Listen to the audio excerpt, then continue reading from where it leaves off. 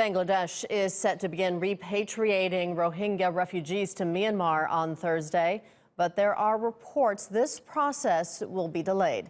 The UNHCR, which is concerned about the conditions in Myanmar, says most of those on the list to be repatriated have gone into hiding, while the ones it managed to find say they don't want to go back.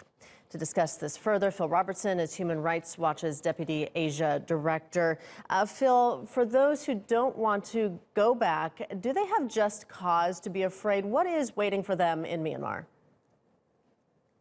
Well, there's nothing that's changed really since the time that they fled.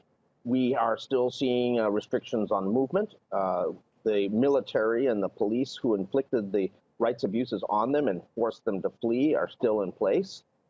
There's been basically no significant change in what is offered by the Burmese authorities. There's no offer of citizenship. There's no offer of access to services. So the Rohingya are quite clearly saying that they're not prepared to go back yet. There's no protection guarantees that they wouldn't face the same kind of abuses that caused them to flee in the first place.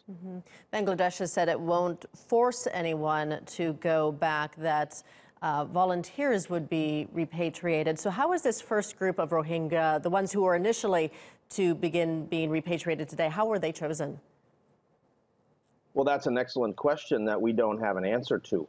This was a discussion that took place between the Bangladesh and Burmese authorities without the Rohingya or the UNHCR involved in the discussion. I think they may have just picked these people's names out of a hat. The U.S. Vice President spoke to Myanmar State's Councillor Aung San Suu Kyi on Wednesday. Do you know what came out of that meeting? Well, there's a lot of pressure now on her and the civilian government to demand accountability from the military for what they did to the Rohingya. She is refusing that, but she may face increased targeted sanctions against top-level people in the military, and that would be something that we'd welcome. I mean, the U.S. has a leadership role to play here on demanding justice and accountability for what happened to the Rohingya, and we're very happy that Vice President Mike Pence raised those issues with her. All right, Phil Robertson, Deputy Asia Director for Human Rights Watch. Thank you for joining us today.